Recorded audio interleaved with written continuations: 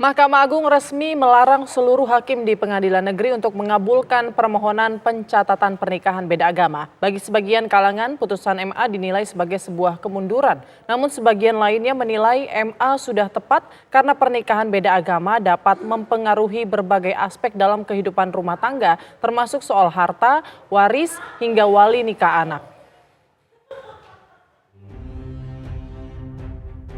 Mahkamah Agung akhirnya memberi kepastian hukum soal pencatatan pernikahan beda agama di Indonesia. MA resmi melarang hakim untuk mengabulkan permohonan pencatatan pernikahan beda agama. Putusan ini menggugurkan putusan dari Pengadilan Negeri Jakarta Pusat setahun sebelumnya yang mengizinkan pernikahan beda agama usai adanya permohonan dari pasangan beda agama. Kala itu, Majelis Hakim PN Pusat memutuskan hal tersebut berdasarkan Undang-Undang Adminduk dan juga menimbang alasan sosiologis, yaitu keberagaman masyarakat. Namun, dengan adanya putusan MA ini, tertutup sudah peluang pasangan beda agama melangsungkan pernikahan di Indonesia. Bagi sebagian kalangan, putusan MA ini dinilai sebagai sebuah kemunduran. Itu keluarnya SEMA ini sangat kami sesalkan gitu ya, karena tidak adanya, menurut saya gini, MA itu mengalami kemunduran dalam konteks hal ini gitu ya, karena sebelumnya yang paling progresif kan MA dibanding MK kan gitu. Sebelumnya kan terutama kalau kita merujuk penetapan MA nomor 1400 ya tahun 8689. Itu kan MA menandaskan bahwa perbedaan agama di antara dua orang yang akan menikah itu tidak menghalangi untuk bisa menikah. Karena kita tidak memiliki peraturan perundangan yang berbicara dengan, tentang hal itu begitu. Kalau saya sebagai seorang muslim memahami tentang pernikahan beda agama justru diperbolehkan bila mana paling tidak ya kalau yang laki-lakinya itu muslim, yaitu di Al-Maidah ayat 5 gitu. Tapi laki-laki Al-Maidah ayat 5 itu juga memunculkan banyak penafsiran. Tapi kan ada juga gitu. Al-Baqarah ayat 221 itu. Nah, Al-Baqarah itu konteks yang berbeda sebetulnya. Al-Baqarah itu adalah larangan kalau kita menikah dengan orang musyrik atau orang kafir.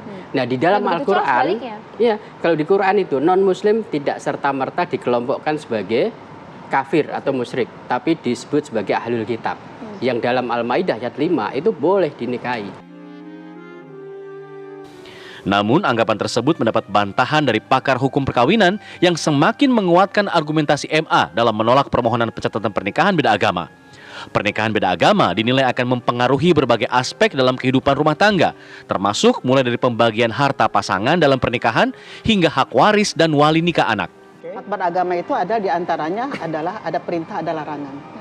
Nah, larangan itu meskipun tadi disampaikan oleh Mas Nur itu adalah surah Al-Maidah ayat 5 memang membolehkan laki-laki muslim menikah dengan wanita ahlul kitab, akan tetapi kriteria laki-laki muslim untuk menikah dengan wanita ahlul kitab itu kalau menurut mufassirin di Indonesia seperti Buya Hamka, kemudian Pak Quraish Shihab itu sangat ketat.